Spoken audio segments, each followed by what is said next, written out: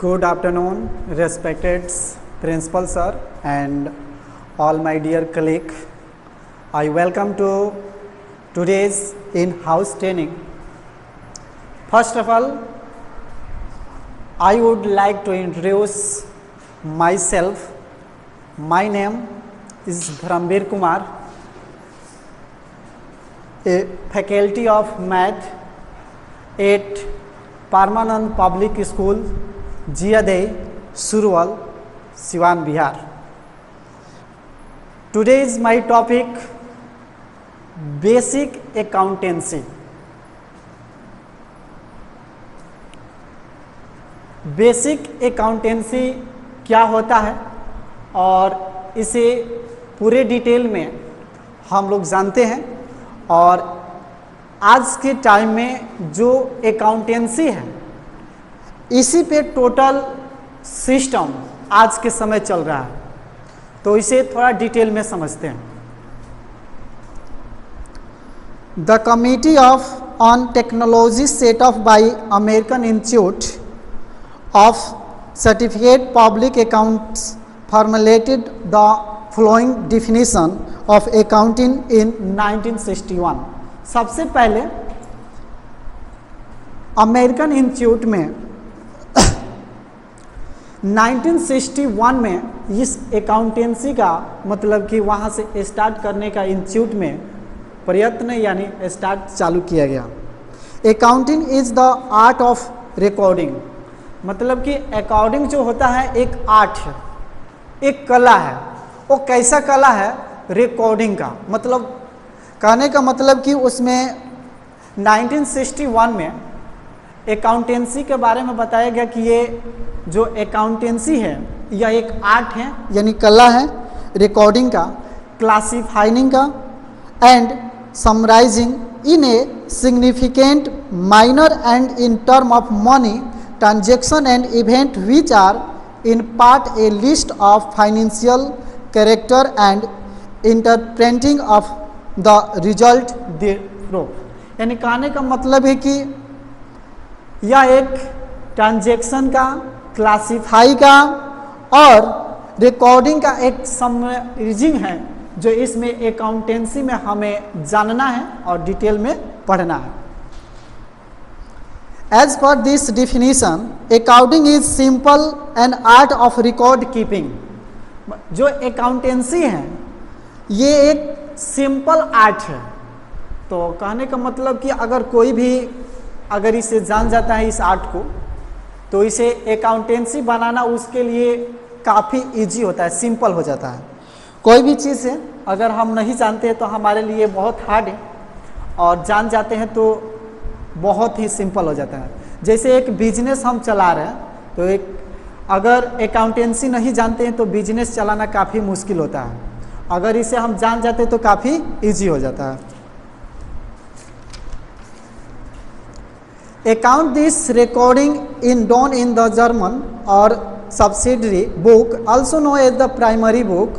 Every good record keeping system included the suitable classification of transaction and event as well as their summarization for ready reference। After the transaction and event are recorded, they are transformed the secondary book। यानी कि accountancy में होता क्या है कि किसी भी चीज़ का रिकॉर्ड किया जाता है। तो ये थोड़ा सा हम डिटेल में जानेंगे कि अकाउंटेंसी में सबसे पहले अकाउंटिंग या इसी को बोलते हैं अकाउंट, ये जानते हैं अकाउंट्स। उसके बारे में जानने के बाद हम बिजनेस पर एक एग्जांपल के द्वारा समझाएंगे। After the transaction and the event are recorded, they are transferred to the secondary book। Transaction and event are the classified and term in income, expense, assets and liability according to the summarize in the profit and loss account in the balance sheet। यानी accountancy में बहुत से term आते हैं, जैसा से सबसे पहले ट्रांजैक्शन तो एक एक करके सब टर्म को पढ़ेंगे। तो सबसे पहला इसमें आता है ट्रांजैक्शन।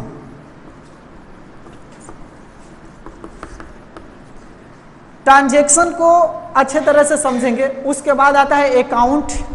अकाउंट के बाद जब आता है तो ऐसे ऐसे करके अलग अलग टर्म इसको एक एक करके हम लोग जानेंगे। अकाउंट है, उसके बाद अकाउंट पढ़ने के बाद मतलब जानने के बाद एक्सपेंस आता है, एसेट आता है, लाइबिलिटी आता है। तो अलग अलग टर्म है जो इसे हम विस्तार पूर्वक अध्ययन करेंगे, मतलब देखेंगे। According to their summarise in the profit and loss. और इसमें बिजनेस में जो अकाउंट जिस पर चलता है वो बिजनेस में जिस पे हम चलाते हैं, इसमें सबसे ज़्यादा मायने रखता है प्रॉफिट एंड लॉस। तो उसको भी स्टेप बाय स्टेप पढ़ेंगे कि प्रॉफिट एंड लॉस क्या होता है, कैसे अगर कोई बिजनेस कर रहे हैं तो कब पता किया जाता है और कब उसका एक रिकॉर्ड निकाला जाता है कि मुझे प्रॉफिट हुआ कि लॉस हुआ। तो जब तक अकाउंटिंग का मतलब उसमें सिस्टम नहीं रखा जाएगा तब तक उसे पता नहीं चलेगा कि मुझे लॉस हो रहा है बिजनेस में कि प्रॉफिट हो रहा है। तो इसे पता करने के लिए अकाउंट बहुत ही इम्पोर्टेंट है और बहुत ही जरूरी है। Essentially, the transaction and event to the measured in the term of money. Measurement in the term money means measuring in the ruling currency of a country. For example, rupees in the India, यानी हमारे देश के जो money चल रहा है वो rupees में चल रहा है। अदर कंट्री में अदर, जैसे यूएस में डॉलर है। Like this the transaction and the event must have the list of in part financial character in the on-graduation and of the new branch of the bank in event without having financial character will the business deposit by of the branch in event having financial character. Accounting also interprets the recorded, classified and the summarized transaction and event. यानी कहने का मतलब कि ये जो accountancy है इसमें transaction का कहाँ कहाँ यूज होता है, लेन देन। सबसे पहले आप जानते हैं कि बिजनेस को समझने से पहले यानी ट्रांजैक्शन समझना पड़ेगा। तो सबसे चलते हैं एक एग्जांपल के द्वारा बिजनेस समझाते हैं वो क्या होता है। तो अब स्टेप बाय स्टेप करके इसको समझते हैं। सपोज इट, मान लीजिए यहाँ पर एक चिंटू, एक लड़का है जिसका नाम है चिंटू और ये बिजनेस का ऑनर है। ऑनर है, ये बिजनेस एक चला रहा है। कौन सा बिजनेस? ये अदर बिजनेस, कोई भी बिजनेस हो सकता है। ये फिक्स नहीं है कि आप कौन सा बिजनेस कर रहे हैं, कोई भी बिजनेस हो सकता है। सपोज इट, मान लीजिए कि हम कोई भी एक बिजनेस का एग्जांपल बता देंगे। एक चिंटू है, वह एक बिजनेस किया है और उसका ऑनर है। वो ऑनर का मतलब होता है कि जो बिजनेस में जो पैसा इन्वेस्ट करते हैं उसी को ऑनर बोला जाता है। तो ये जो बिजनेस किया है इसमें क्या क्या टर्म आ सकते हैं उसी को हम डिटेल में पढ़ेंगे। तो सबसे पहले जान लेते हैं बिजनेस के बारे में। चिंटू जो है वो ऑनर है, वो एक बिजनेस किया। ये बिजनेस सपोज इट मान लेते हैं हम जनरल स्टोर का है। जनरल स्टोर या इसको मतलब कि और तरह के आप बिजनेस मान लेते हैं, मान सकते हैं। कोई जरूरी नहीं है कि जनरल स्टोर है कि वो स्कूल है कि आप मतलब कपड़ा का बिजनेस किए हैं या किसी तरह का अगर बिजनेस किए हैं वो सब पे ये अप्लाई होगा। तो चिंटू जो है एक बिजनेस किया है वो जनरल स्टोर का। तो उसे बिजनेस करने के लिए क्या क्या चाहिए? सबसे पहले उसको एक मकान चाहिए, हाउस, एक मकान चाहिए यानी जगह चाहिए जहाँ पे वो मतलब अपना बिजनेस करना चाहता है। वो मकान बनाने के बाद उसमें जो भी ग्राहक को मतलब सेल करना है, मतलब जनरल स्टोर में जो भी उसको सेल करना है, बेचना है, सभी अपने पास से पैसा लगाकर एक एक करके टोटल दुकान जो उसका होगा उस पे टोटल वो सामान लाकर खरीद कर उसमें पैसा लगाकर रखेगा। ठीक है, अब ध्यान दीजिएगा कि इसको बिजनेस करने के लिए सबसे पहले क्या चाहिए? एक तो पहला बात की जगह चाहिए, दूसरा कि उसको एक जहाँ पे वो मतलब बिजनेस करेगा उस पे एक मकान टाइप का चाहिए जिसमें वो अपना सुरक्षित मतलब जो भी है जनरल स्टोर का जो प्रोडक्ट है वो अपना रख सके। उसके बाद इसमें और क्या चाहिए? कुछ ऐसी चीजें चाहिए जो उसको बेचना नहीं है लेकिन उसको रखना है। जैसे यहाँ का मतलब जमीन हो गया, दूसरा यहाँ पे चेयर का यूज करेगा, यहाँ पे और टेबल का यूज करेगा। मतलब कि समझ लीजिए कि कुछ ऐसे चीजें जो ये चिंटू है वो खरीदेगा लेकिन उसको बेचेगा नहीं, तो उसको भी इसी में आएगा, बिजनेस में ही है, क्योंकि उसका पैसा लगेगा इसमें। अब उसके बाद किसी को मान लीजिए सपोज कोई आए खरीदने उसके दुकान में से, तो सब कोई ऐसा नहीं है कि तुरंत पैसा दे देगा।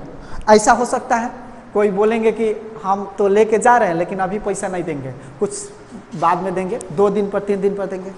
कुछ ऐसे आएंगे जो मतलब डायरेक्ट पैसा देंगे और ले लेंगे। अब ये चिंटू जो है अगर अपने दुकान में जो प्रोडक्ट लाएगा, तो सपोज मान लीजिए कि ये प्रोडक्ट 5 रुपीज का वो ला रहा है, तो 5 रुपीज में नहीं बेचेगा, उसको हो सकता है कि ये 10 रुपीज में बेचे या 7 रुपीज में बेचे। तो कहने का मतलब इस टोटल सिस्टम को एक रिकॉर्ड किया जाता है, जिसको इस बिजनेस को एक सिस्टम में रिकॉर्ड किया जाता है कि कौन बाकी कितना ले गया, कितना पैसा कितना दिया, वो चिंटू ने कितना मतलब पैसा जो लगाया जिससे पैसा नहीं आने वाला है, उसको कितने रुपए में वो खरीदा और कितने में बेचा, इस सब के जो रिकॉर्ड होता है जिस बिजनेस में, उसी को बोला जाता है अकाउंटिंग। ठीक है, उसी को बोला जाता है अकाउंटिंग या अकाउंट्स आप बोल सकते हैं। अब इसमें कुछ टर्म होता है जो एक एक टर्म को करके हम थोड़ा पूरा डिटेल में समझेंगे। सबसे पहला जो टर्म आता है वो आता है ट्रांजैक्शन। अब देखिए ट्रांजैक्शन क्या होता है। सबसे पहले हम इस बिजनेस के पढ़ने के बाद मतलब जानने के बाद सबसे पहले टर्म, फर्स्ट टर्म जो है बेसिक अकाउंटेंसी टर्म इसको बोला जाता है। यानी यहाँ पर लिखे हैं ट्रांजैक्शन, तो ये टर्म 1 लिखे हैं जो ट्रांजैक्शन है। अब इसके बारे में डिटेल हम लोग समझते हैं। देखिए पहले के समय में जो ट्रांजैक्शन होता था वो ऑनलाइन नहीं होता था। कैश आप पैसा दिए, कैश पैसा दिए और जो भी प्रोडक्ट इस चिंटू को लेना है कैश पैसा दिया और वहां से प्रोडक्ट लिया और लाकर अपने जो भी बिजनेस किया उसमें रख दिया। लेकिन आज के टाइम में ऑनलाइन ट्रांजैक्शन हो गया, आपको कैश की जरूरत ही नहीं है, ऑनलाइन ट्रांजैक्शन। अब ट्रांजैक्शन 2 टाइप के होते हैं। एक ट्रांजैक्शन जो होता है उसको बोलते हैं डायरेक्ट ट्रांजैक्शन, डायरेक्ट ट्रांजैक्शन, और दूसरा को बोलते हैं इनडायरेक्ट ट्रांजैक्शन।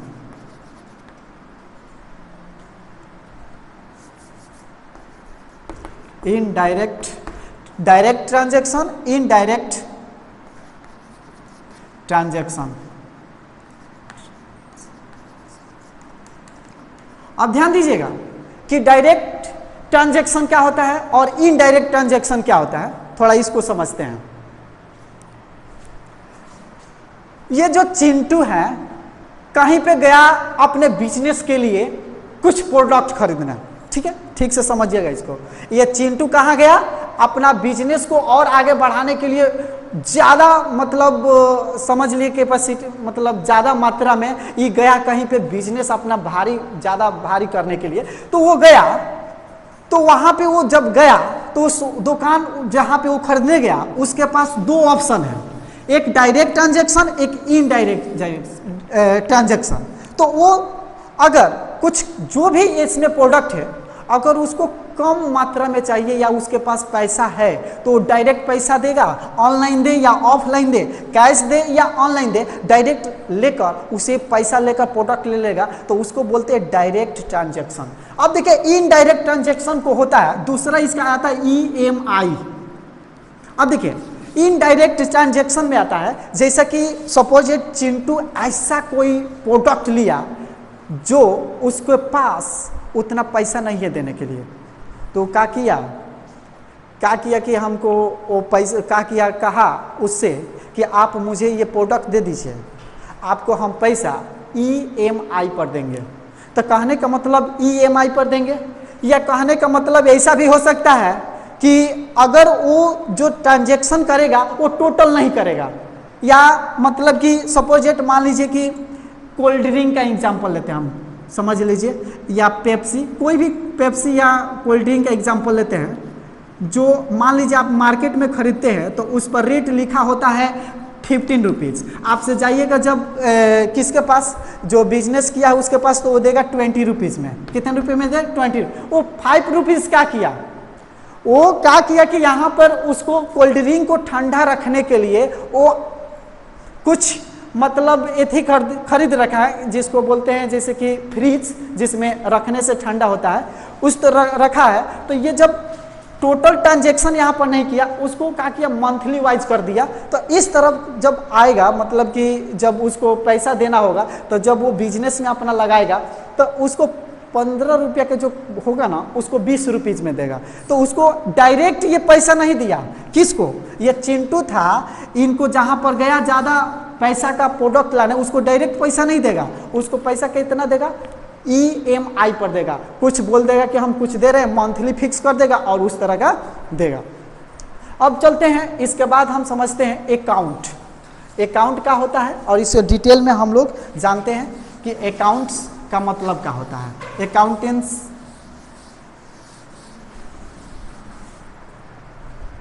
देखिए,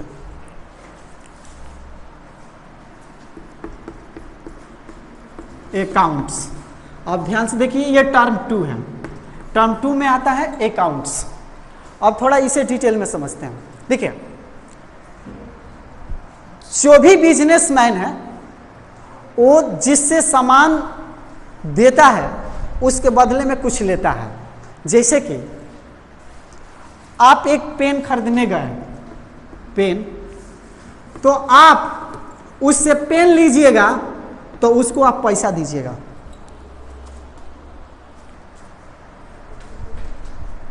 हमने अभी बताया यहाँ पे कि आपने गए किसी बिजनेस जो किया है उसके पास, तो अकाउंट हम समझा रहे हैं कि कैसे, मतलब अकाउंट देखने में कैसे होता है, वो पूरा डिटेल में हम लोग देखते हैं। तो अकाउंट यानी क्या होता है, इसको पूरा डिटेल में समझने के लिए एक एग्जाम्पल के द्वारा समझाते हैं। कोई बिजनेस किया है, उसके पास हम गए एक पेन खरीदने, तो अकाउंट का मतलब होता है कि आप अगर उससे पेन लीजिएगा तो उसके आप पैसा दीजिएगा। तो ये है, मतलब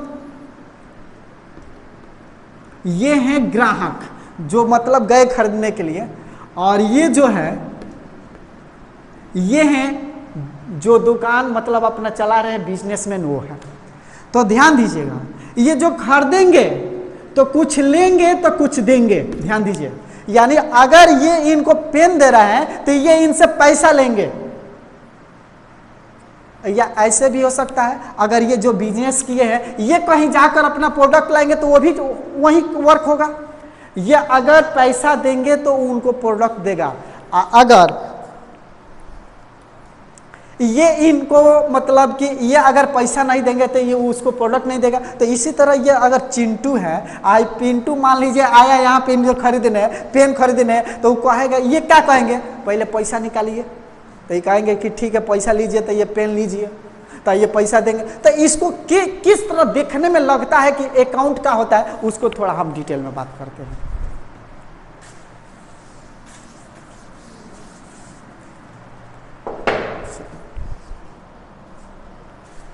देखिए, अब देखिए, ये हम आपके सामने एक मतलब बताने जा रहे हैं कि अकाउंट देखने में कैसे होता है।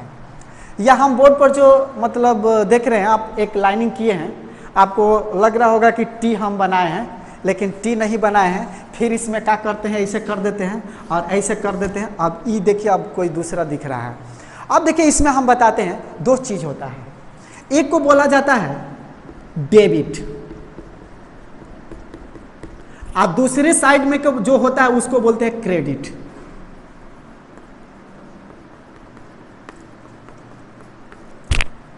जो लेफ्ट में होता है उसे बोलते हैं डेबिट, और जो राइट में होता है उसे बोलते हैं क्रेडिट। अब ध्यान दीजिएगा, इसको ठीक से समझने के लिए आपको एक एग्जाम्पल हमको देना पड़ेगा, तब जाकर आप समझ पाइएगा। अगर डेबिट तब होगा, सपोजेट मान लीजिए कि आप बिजनेस किए हैं, ठीक है, आपको किसी से पैसा आएगा, किसी से आपके पास पैसा आएगा, यानी पैसा किसी से आपको लेना है। मान लीजिए कि हम दुकान पे गए, चिंटू जो गया पेन खरीदने, पेन वो जब खरीदा तो कहने का मतलब वो तो पैसा देगा, तो पैसे के बदले में वो क्या लेगा, पेन लेगा।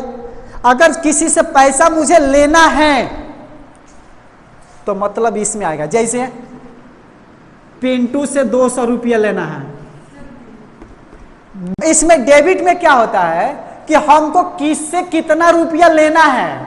जैसे कि मान लीजिए कि पिंटू कोई आया, उससे 200 रुपया लेना है, हम क्या किए, इसमें लिख लिए। 500 रुपया लेना है, उसे 500 रुपया लिख लीजिए। किसी से 100 रुपया लेना है, 100 रुपया लिख लिए। मतलब एक रिकॉर्ड कर लिए। तो ध्यान दीजिएगा कि लेफ्ट साइड में जो होता है वो डेबिट होता है। अब डेबिट को शॉर्ट फॉर्म में DR लिखते हैं। ऑनलाइन ट्रांजैक्शन जब होता है तो देखिएगा वो डेबिट नहीं लिखेगा, वो DR लिखेगा। अब क्रेडिट जो होता है इसको शॉर्ट में CR लिखते हैं, CR, ठीक है। तो इसको शॉर्ट में CR बोलते हैं और डेबिट को शॉर्ट में DR बोलते हैं। इसके कैसे किससे पैसा लेना है उसको लेफ्ट में लिखा जाता है और किसको पैसा देना है इसको राइट में लिखा जाता है। जैसे 500 रुपीज़ हमें मिंटू को देना है, 100 रुपीज़ हमें मोहन को देना है, 2000 रुपीज़ हमें मनीष को देना है। तो जो भी देना है उसे इस साइड लिखेंगे, किस, तो राइट साइड, तो उसे बोलते हैं क्रेडिट यानी CR। तो इस तरह से देखने में मतलब अकाउंट लगता है। इसी को एक सिस्टम में लिखा जाता है। अगर सिस्टम में नहीं लिखा जाएगा तो फिर बिजनेस चलेगा नहीं, तो जब बिजनेस नहीं चलेगा तो फिर दिक्कत हो जाएगा। तो इसलिए मतलब कि ये जरूरी होता है, इसका पार्ट जो है काफ़ी ज़रूरी होता है। अब चलते हैं अगले टर्म के तरफ। इसका अगला टर्म देखते हैं क्या है। अकाउंट के बाद आता है तीसरा जो टर्म है वो कैपिटल। तो समझते हैं कि कैपिटल क्या होता है। देखिए थर्ड जो टर्म आता है उसका नाम है कैपिटल। अब देखिए ये जो हम लिखे हैं तो कैपिटल, अब ये नहीं लिखे हैं कि जो आप लोग जनरल नॉलेज में पढ़ते हैं या मतलब कैपिटल मतलब जो राजधानी होता है वो सब नहीं। अब अकाउंट का कैपिटल क्या होता है इसे थोड़ा हम लोग समझते हैं। तो मतलब कि अकाउंट का जो कैपिटल होता है उससे थोड़ा अलग होता है। ये क्या होता है थोड़ा समझिए, इसको डिटेल में समझाते हैं। यहाँ पे कौन था, चिंटू। चिंटू क्या किया था, बिजनेस किया था। तो कैपिटल का मतलब यहाँ पर ये हुआ कि चिंटू ने इस बिजनेस में जितना पैसा लगाया है उसी को बोला जाता है कैपिटल। फिर से समझिए, एक बार और समझाते हैं। जैसा कि जो चिंटू है वो एक बिजनेस किया, आप बिजनेस में बहुत से पैसा लगाया है तो इसको ऑनर बोला जाएगा जो किया है बिजनेस। आई जो पैसा इसमें टोटल जो लगाता है उसी को बोला जाता है कैपिटल।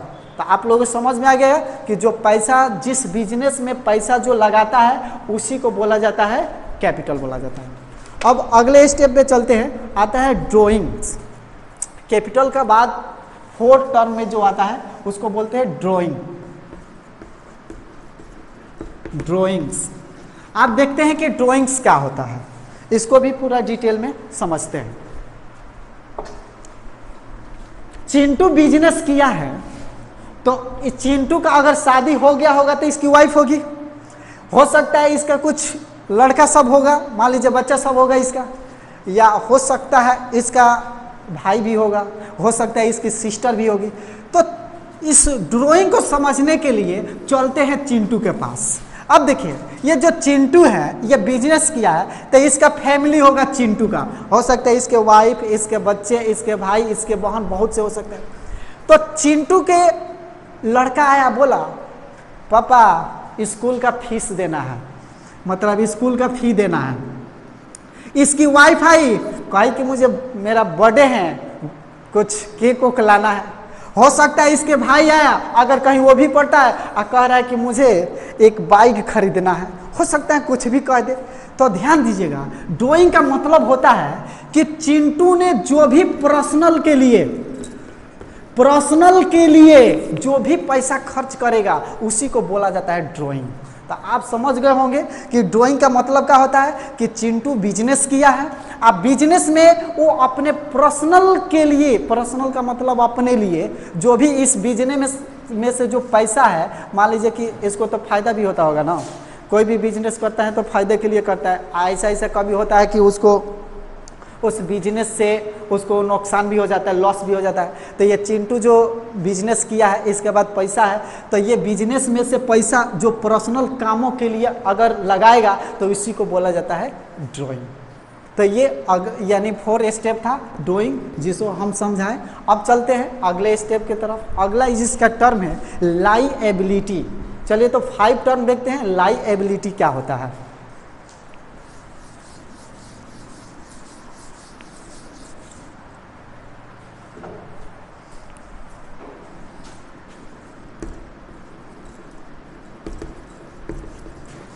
लाइएबिलिटी, चलिए इसको समझने के लिए थोड़ा सा इसके बारे में जानेंगे तो पूरा डिटेल में हो सकता है कि समझ में आ जाए।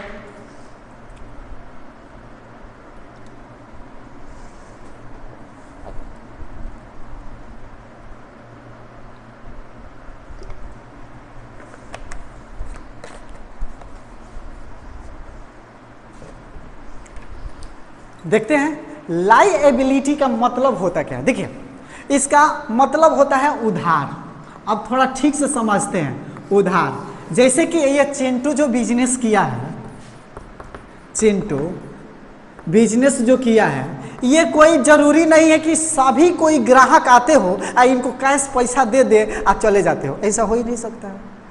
कैसे कि हम या आप अगर डेली लाइफ में देखते हैं कि होता क्या है कि कभी कभी मतलब कि उधार लेना पड़ जाता है। हमारे पास कुछ भी हो, कितनों भी हो, कभी कभी ऐसा सिचुएशन आता है कि मुझे उधार लेना पड़ सकता है। जैसे एक एग्जांपल समझिए, जैसे चिंटू का ये बिजनेस किया हुआ ये दुकान है, ठीक है, इसमें कोई एक पिंटू नाम का लड़का या मिंटू नाम या पिंटू, कोई भी मिंटू नाम का कोई लड़का के घर कोई एक बाइक कोई उसके रिश्तेदार आ गए।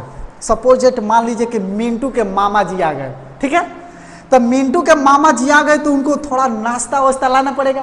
तो मिंटू जो है अपने घर के किसी पर्सन को कहा तुम जाओ और थोड़ा चिंटू के दुकान में से तुम थोड़ा सा कुछ लेते आओ।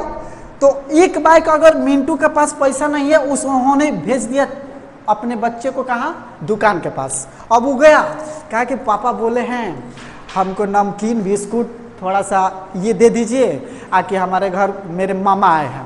तो वो बोला पैसा, तो बोला पैसा है ही नहीं।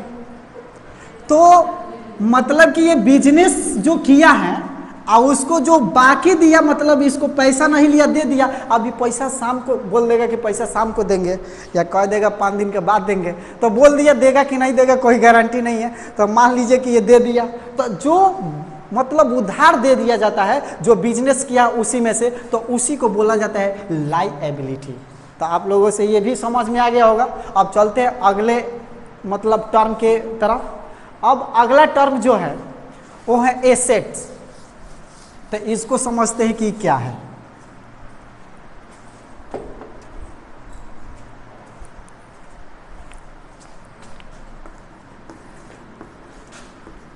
एसेट्स, एसेट क्या होता है इसको थोड़ा समझते हैं। ये भी अकाउंटेंसी का एक टर्म है, एसेट। अब ये जो क्या होता है, इससे एसेट को थोड़ा सा और एग्जांपल से ही समझा देते हैं। ये जो चिंटू है, चिंटू ये जो बिजनेस किया है किस लिए किया है, तो फायदे के लिए। तो एसेट का मतलब होता है कि जो आप बिजनेस किए हैं उससे जो भी फायदे होता है उसी को बोला जाता है एसेट। अब देखिए ये फायदा जो होता है किस तरह से होता है, थोड़ा इस पे हम बात करते हैं।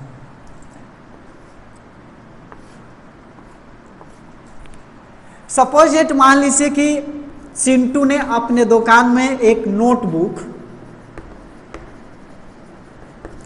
रखा है और खरीद कर लाकर वो रखा है 5 रुपीज का, ठीक है।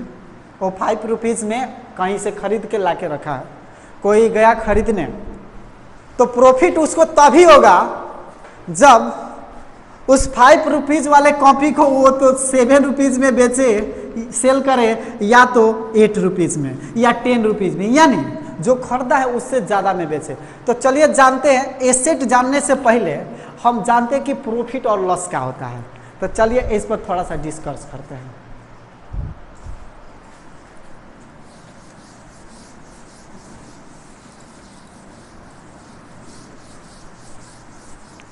प्रॉफिट और लॉस, हाँ तो हम बता रहे थे कि कहने का मतलब कि इसको शॉर्टकट में क्या बोलते हैं, कॉस्ट प्राइस, यानी कॉस्ट प्राइस को शॉर्टकट में सीपी बोलते हैं और सेलिंग प्राइस को शॉर्टकट में एसपी बोलते हैं। अब बताइए, ये जो चिंटू बिजनेस किया है उसको कैसे पता होगा कि वो मतलब प्रॉफिट में है कि लॉस में?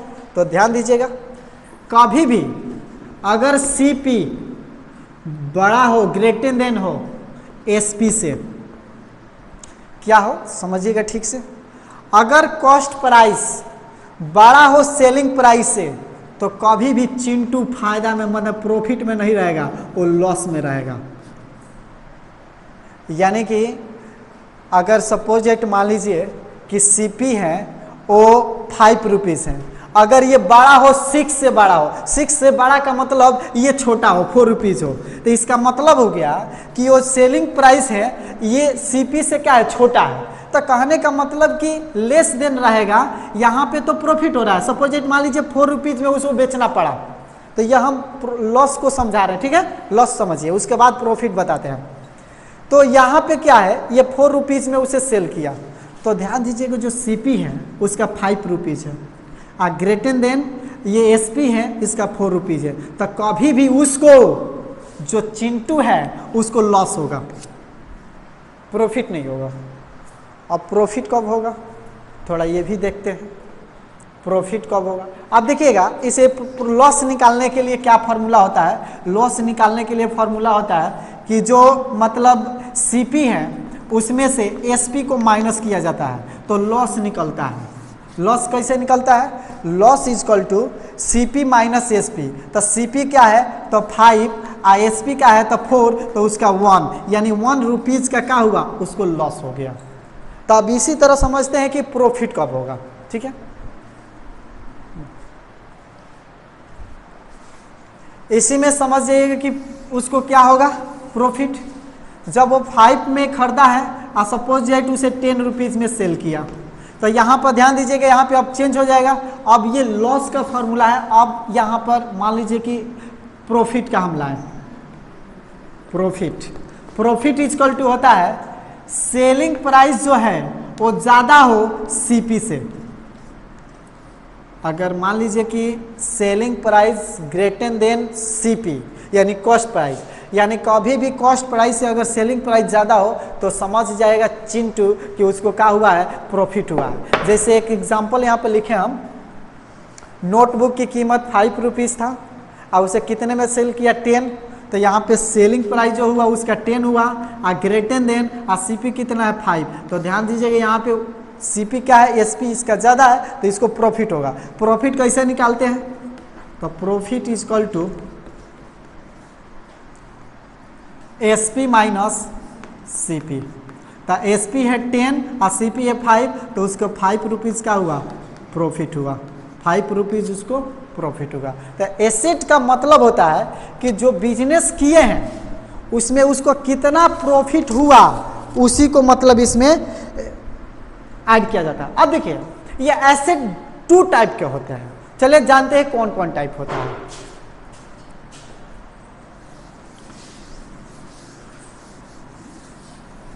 एसेट्स 2 टाइप के होते हैं, एक होते हैं डायरेक्ट एसेट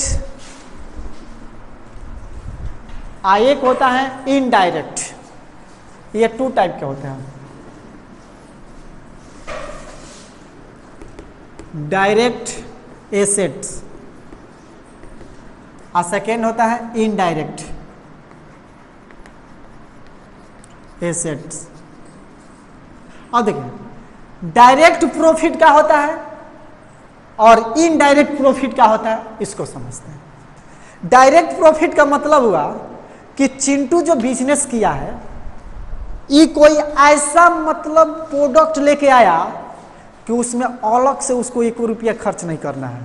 जैसे समझिए, जैसे सपोज दैट खाने वाले चीज़ में या कुछ भी ले लीजिए, अगर हम यूज़ करें चावल का बात कर दें, चावल अगर वो जनरल स्टोर मतलब कि किराना स्टोर में ये चावल या कुछ भी चीज़ का बिजनेस है मान लीजिए, तो सपोजिट मान लीजिए कि वो चावल खरीदा है, तो उसमें चावल जो खरीदेगा उसमें डायरेक्ट उसको प्रॉफिट कैसे होगा, थोड़ा इसको समझते हैं। इसमें उसको चावल में अलग से कोई रुपीज खर्चा नहीं करना है। अब देखिए फेयर तो लगेगा, जैसे कि फेयर जो है भाड़ा जिसको बोलते हैं, ये तो लगेगा उसका। मान लीजिए कि चावल उन्होंने किसी ने 10 किलोमीटर दूर पर वो खरीदा, तो उसको चावल को लाने में उसको पैसा लगेगा। जो जिस साधन से वो लाएगा उसमें जिस मतलब चावल को तो ऐसे नहीं लेके चलाएगा, उसके लिए कुछ चाहिए, तो जो चावल लाएगा उसके लिए किराया लगेगा, भाड़ा लगेगा। उसके बाद जिस गाड़ी से लेके आएगा, जो ड्राइवर चलाएगा उसको भी देना पड़ेगा। मतलब अलग अलग तरह के टेस्ट देगा। जो आपस में ही क्या करेगा, चावल के जो खरीदा होगा अगर 20 रुपीज़ में केजी में खरीदा होगा, तो उसको हिसाब से ये ऐड करेगा कि कितना, और मुझे अगर हम इसमें ऐड कर देते हैं तो मुझे कुछ प्रॉफिट भी हो जाए, और जो हम लगाएं अलग से वो पैसा भी मेरा आ जाए। तो सपोज ये चावल ये 20 रुपीज़ में खरीदा है पर केजी, तो इसको हमको लगता है कि 25 रुपीज़ पर केजी सेल करेगा। तो कहने का मतलब ये चावल खरीदा, ऐसे लाकर डायरेक्ट सेल कर दिया, तो इसको बोलते हैं डायरेक्ट एसेट, डायरेक्ट फायदा होगा। अब इनडायरेक्ट फायदा क्या होता है, अब इसको समझ देखिए। इनडायरेक्ट फायदा में कुछ प्रोडक्ट ऐसे होते हैं जिसको लाकर उसमें कुछ डिजाइन, कुछ अलग तरीके से उसमें वर्क किया जाता है, तो उसको बोलते हैं इनडायरेक्ट प्रॉफिट। अब देखिए इनडायरेक्ट प्रॉफिट में जैसे आप किसी दुकानदार के पास जाइएगा तो कहिएगा मुझे एक गिफ्ट पैक कर दीजिए, गिफ्ट। तो ध्यान दीजिएगा, वो ऐसा नहीं है कि गिफ्ट ये उठाएगा आपको दे देगा, नहीं, उसमें कुछ पॉलीथीन लगाएगा, कुछ नाम लिखने वाला उस पर साटेगा, आपके जो गिफ्ट होंगे उसके ऊपर को उसके अंदर कुछ रखेगा, मतलब सपोज एक कार्टून वाइटून में रख कर उसे अच्छा तरह से पैक करेगा। उसके बाद अलग अलग तरह के उसमें कुछ डिजाइन लगाएगा। तो कहने का मतलब जो आप गिफ्ट लेने गए उसको, तो डायरेक्ट गिफ्ट उठा के नहीं दे दिया, उसको पैकिंग कराया आप। तो पैकिंग कराने में उसमें अलग अलग तरह के उसमें मतलब कुछ गिफ्ट कराते समय उसमें उसका अलग भी खर्च लगा, तो उसको बोलते हैं मतलब कि इनडायरेक्ट प्रॉफिट। मतलब कि उसको डायरेक्ट प्रॉफिट नहीं है, वो पहले लाया, उसमें कुछ खर्च किया, उसके बाद उसको सेल किया, तब जाके उसके क्या हुआ, पैसा मिला। अब है अकाउंटेंसी जो है, इसको थोड़ा सा हम डिटेल में थोड़ा समझाते हैं और अच्छा से, कि मतलब फाइनेंशियल इंफॉर्मेशन जो होता है वो क्या होता है, थोड़ा इसको समझते हैं। सबसे पहले आता है रिकॉर्डिंग, ठीक है। तो ये क्या होता है थोड़ा जानते हैं। This is the basic function of accounting, यानी जो बेसिक फंक्शन है, बेसिक का मतलब जनरल जो फंक्शन है वो उसके थोड़ा मतलब अकाउंटिंग क्या होता है, अकाउंटिंग उसको समझते हैं। All business transaction of a financial character and the evidence of the some document such a sale, bill, passbook,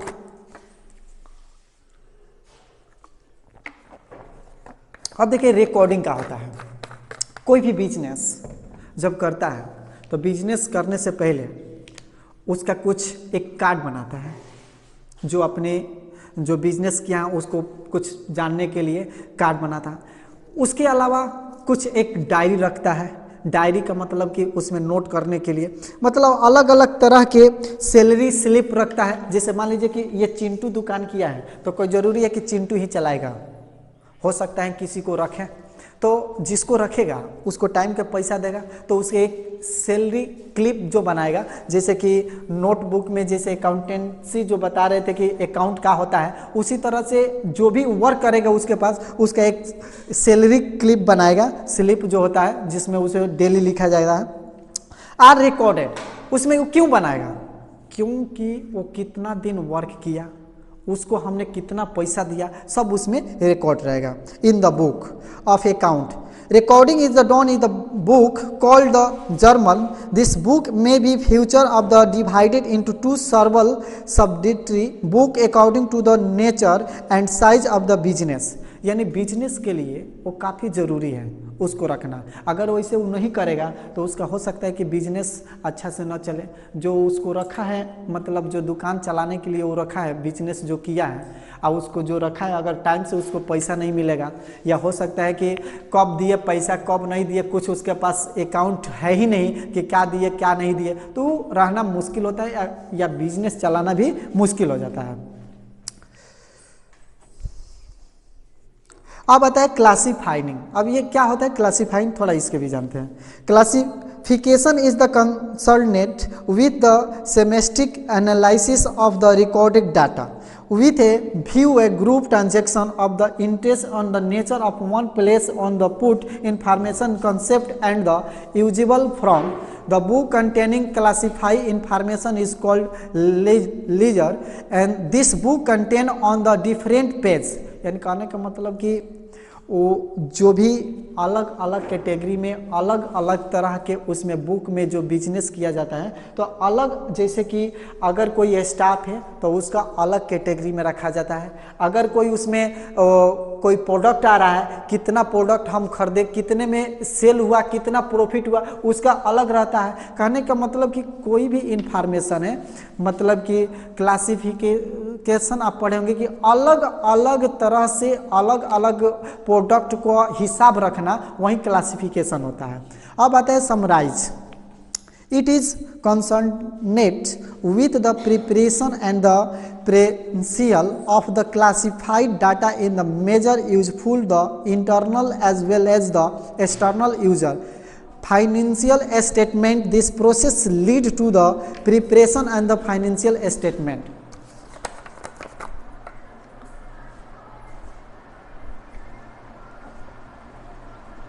अब देखिए स्टेटमेंट क्या होता है कि मान लीजिए कि आप बिजनेस आप किए हैं, आप किसी को रखे हैं, तो कितना दिन वर्क किया क्या नहीं किया उसको कुछ स्टेटमेंट दिया जाता है कि मतलब कि तुम इतना दिन वर्क किए हो, इतना हुआ। कहने का मतलब कि उसके पास कुछ प्रूफ होता है, एक समरी होता है कि इसमें तुम्हारा टोटल देख लो, तुम कितना दिन किए हो वर्क, कितना दिन नहीं किए हो, टोटल उसका बायोडाटा उसमें रहेगा। तो इसी प्रोसेस जो होता है समराइज, मतलब छोटे बड़े बातों को छोटे में करके बता देना, वही इसमें अकाउंटेंसी में जो होता है समराइज करना होता है। अब एनालिसिस होता है, analysing. The term analysis means mathematical classification of the data given in the financial statement. The figure given in the financial statement will not help anyone, useless, they are the simplified from the example, all its reading to the fixed asset are the put and the place on the stem relating in the current assets। यानी समझिए कुछ ऐसे profit होते हैं, फायदा होते हैं जो फिक्स होते हैं। जैसे कि देखिए, इसको समझिए ठीक से,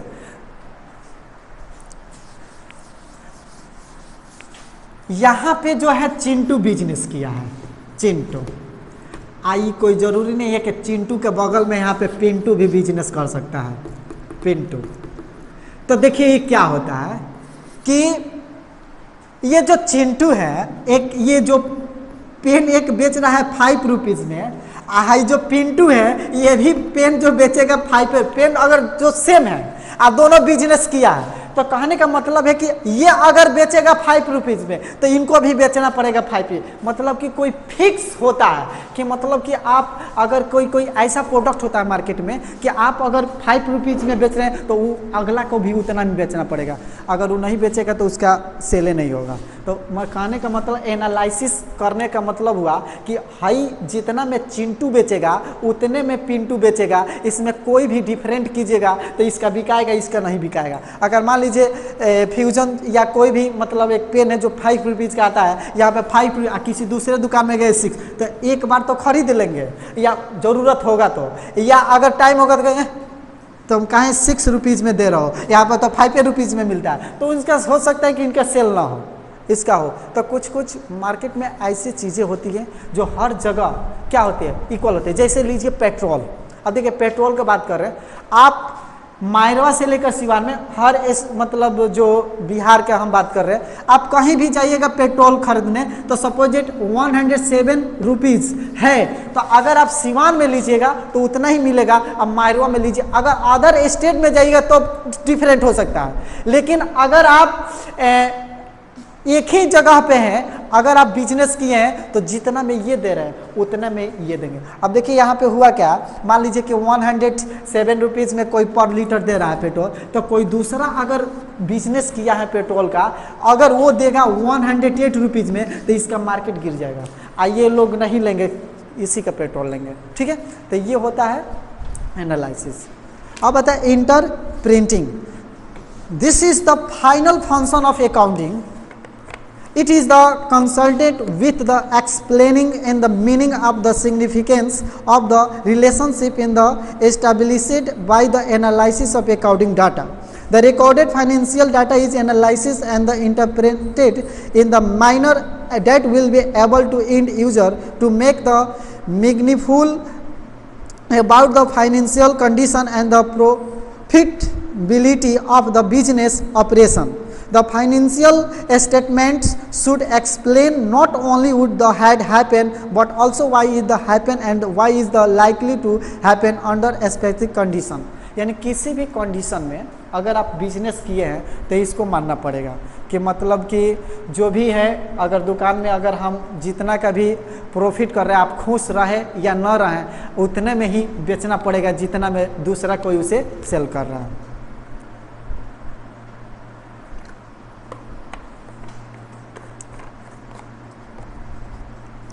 अब आता है कम्युनिकेटिंग, मतलब कि इससे क्या होता है, it is the consulted with the transaction of the summarise analysis interpret information in to user of able term and make the relation decision. अब देखिए कोई कोई ऐसे बिजनेस हैं, सबसे बड़ा बात है कि बात करने आना चाहिए। अगर आप देखे होंगे कोई किसी का कपड़ा का अगर दुकान हो, अगर उसे बात करने अच्छा से आता हो तो उसका ज़्यादा बिकाता है, सेल ज़्यादा होता है। कोई कोई ऐसा दुकानदार है कि अगर आप एक बार जाइएगा तो अगर ऐसा बोल देगा जिससे आप दूसरा बार उसे एक दुकान में एंट्री ही नहीं कीजिएगा। तो कहने का मतलब कि बोलने का जो कम्युनिकेशन स्किल है, कहने का मतलब कोई भी बिजनेसमैन है उसका कम्युनिकेशन स्किल है, अगर जिसका जितना अच्छा रहता है उतना उसका प्रोडक्ट सेल होता है। जैसे कि हमारे ही मार्केट में या किसी कि आप अगर कहीं गए होंगे खरीदने तो देखिए कितना प्यार से बात करता है। अगर आप खरीदना चाहते हैं कोई भी मतलब अगर प्रोडक्ट खरीद रहे हैं तो मतलब ऐसा लगेगा कि लग रहा है वो फ्री में दे रहा है, लेकिन वो फ्री में देगा नहीं, आपसे वो देने के बाद क्या लेगा, पैसा लेगा। आपको पता भी नहीं चलेगा कि वो पैसा मतलब कितना प्रॉफिट लिया। ऐसा तो नहीं है कि वो जितना में खरीदा होगा उतने में देगा, कोई मतलब हो ही नहीं सकता है। अगर कोई भी बिजनेसमैन हो, अगर आप कुछ खरीदने जा रहे हैं तो ऐसा पॉसिबल हो ही नहीं सकता है कि वो अगर 5 रुपीज़ में खरीदा हो तो उतने में ही दे। हाँ, हो सकता है अगर रियर केस में अगर कभी उसका ऐसा प्रोडक्ट हो जो आज अगर हम नहीं सेल करेंगे तो कल ये मेरा जो है ये ख़राब हो जाएगा, तो वैसे कंडीशन में वो दे सकता है। लेकिन सब कोई नहीं देता है, तो बात करने पर भी बहुत बड़ा इफेक्ट पड़ता है कि सेल कैसे हो रहा है। The first two stage of the process of the generating financial information along with the preparation on the trial balance are the converted under bookkeeping, while the preparation of financial statement and the analysis, interpretations and also a communication to be the various user and considered at the accounting stage। अब देखिए कोई भी communication जो बोलने का जो तरीका होता है बातचीत करने का, वो अलग अलग बिजनेस में अलग अलग तरह के होता है। जैसे कि अगर कुछ अदर आप कुछ किए हैं बिजनेस, तो उसके बारे में जो बिजनेस करेंगे उसके बारे में आप बताएंगे।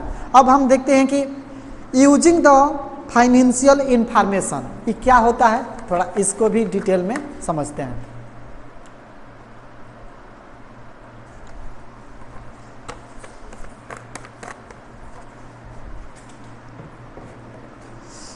Using the financial information, There are certain user of accounts easily. It was the views that the accounting is meant for the preparate owner of the business.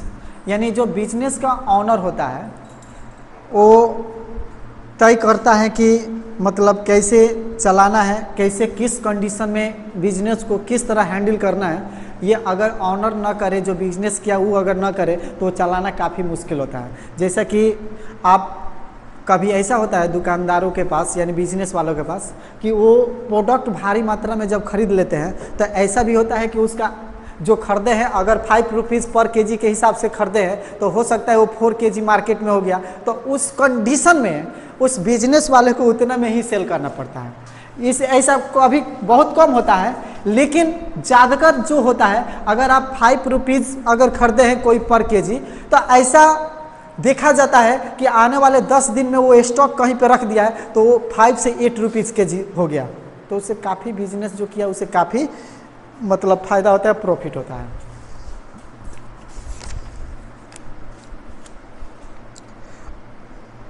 Objective of accounting. The objective of accounting can be given the flow systematic recording of transaction. देखिए transaction का कोई system होना चाहिए।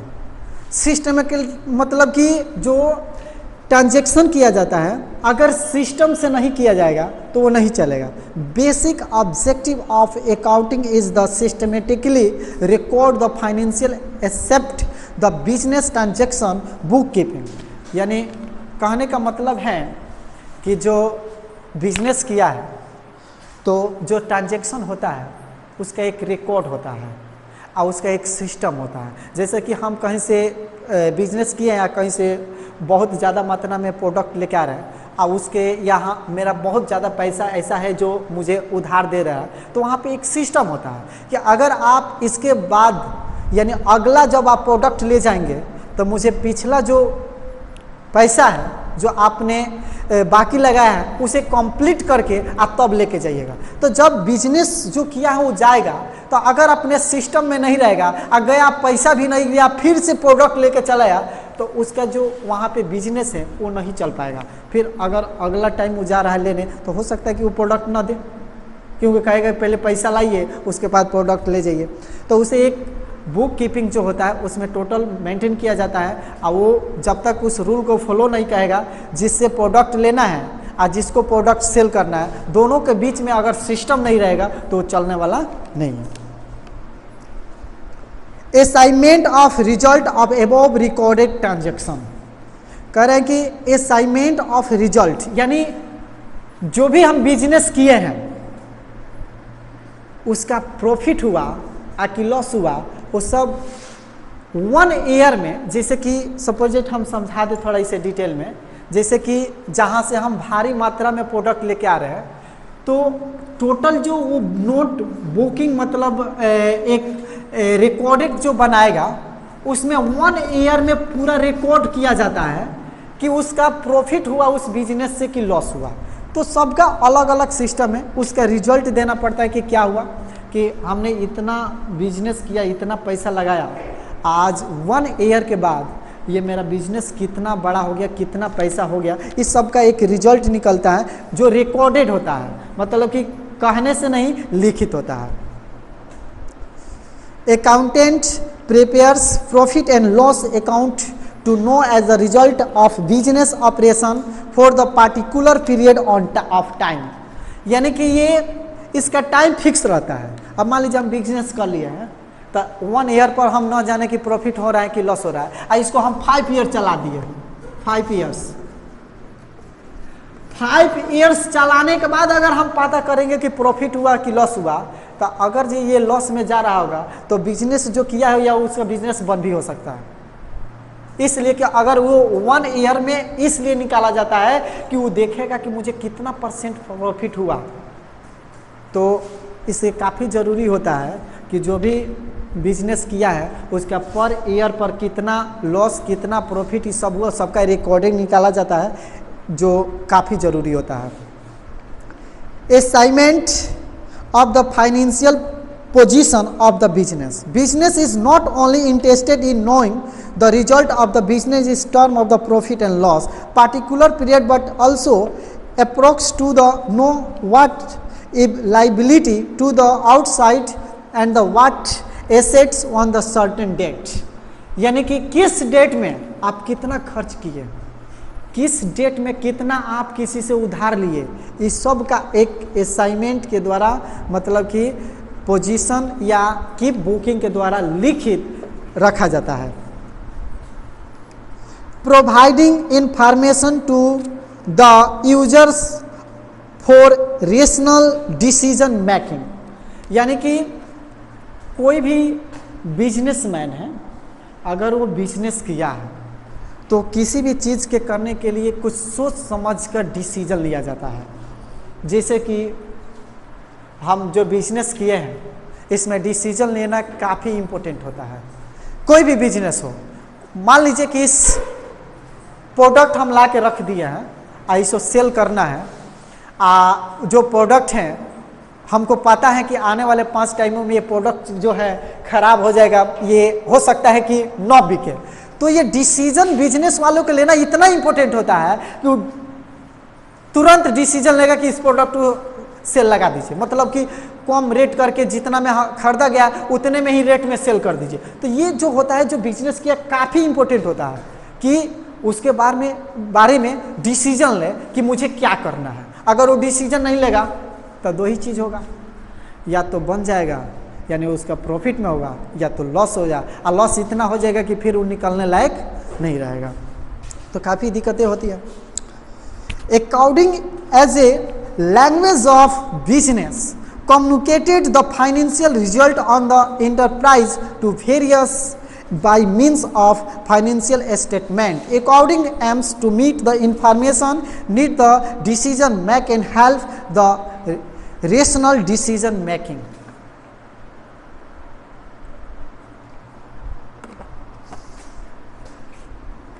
अब इसको समझते हैं कि जो providing information user of rational decision making क्या है. देखिए, कोई भी डिसीजन लेने के लिए सबका स्टेप होता है. स्टेप बाय स्टेप डिसीजन जब लिया जाता है, जैसे अकाउंटिंग जो है एक लैंग्वेज, मतलब समझ लिए कि लैंग्वेज के रूप में यूज़ किया जाता है, जो एक बात करने का या डिसीजन लेने का एक जो तरीका माना जाता है.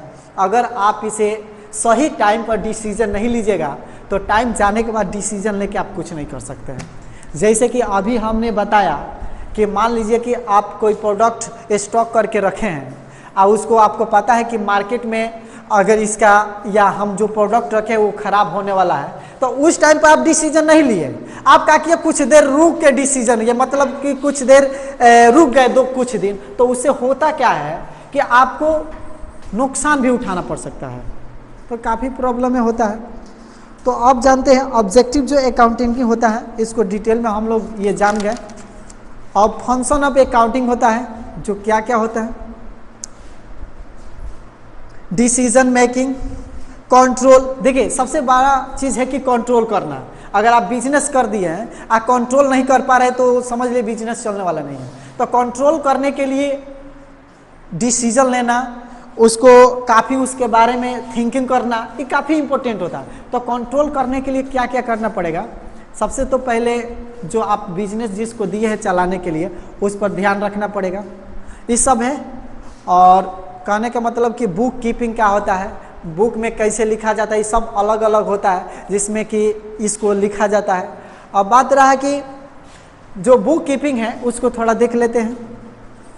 Book keeping is a activity concerned with a recording of financial data relating to business operation in the significance and the orderly manner. It covers aspect of the accounting work and the recorded keeping function.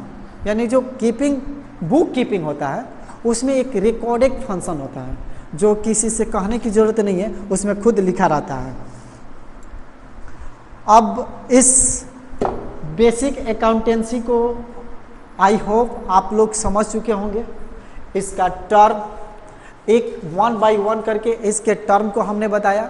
Basic accountancy का जो term होता है, account, transaction, liability, capital और assets, इस सब को आपस में जब मिला दिया जाता है उसी को बोला जाता है बिजनेस अकाउंटेंसी।